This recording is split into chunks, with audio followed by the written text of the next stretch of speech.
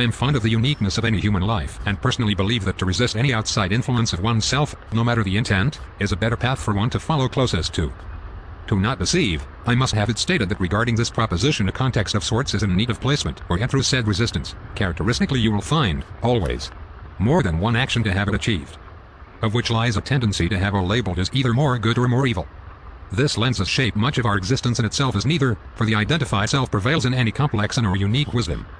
I for one have found myself most through the disdain of the loss of life and regret in the actions taken prior to my higher intervention in this moment that have led to any life to have been lost. This includes non-direct forms, whereby one's end of life may be a second shorter than without my presence.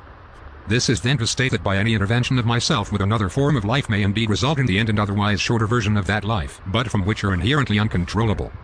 and unknowable instances by following this philosophy to the core, and thereby will down onto me the responsibility to consciously use my experiences to their capabilities to promote the most life for the other as possible. Inherently also, this promotion of life extends to myself as well and therefore as part of the equation when calculating which actions are inherently more true to this philosophy. To broaden the original statement, it is my firm belief that even if other individuals have free will over their actions or not, it feels we can do what we want no matter how much what we want changes. Formally, I prefer to have the wants of one changed based on self-education above any else, but stressing the uniqueness of every individual. This is one I choose to follow and by no means denounce, slander, or discriminate against an individual who completes their life without evaluating it against their possible potential. It is not my life. It is not my life to attempt to understand or dictate. I will offer any advice from my experiences when asked and if applicable.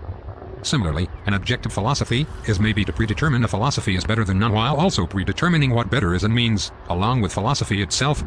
plus the article and stating it can be confined, whatever the answer to what philosophy is and means.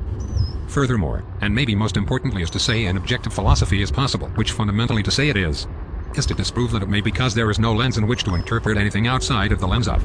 being alive, being a person, being able to interpret. And accepting whatever you may interpret is able to be interpreted, and because there are limited available interpretations that occur with the methodology which often presents itself in the use of language, only oneself can decide what is true to them. Others may have great influence over that decision, but nobody can choose what someone else believes in. Though it is to note that the similarities shared by us all, which appear to be being a human and maybe some other ones, there is the likelihood of a foundation in which the plurality may agree upon without question. Even then, however, it is not necessarily true and maybe ought not to be labeled as such if a similar doctrine to this one was used to find it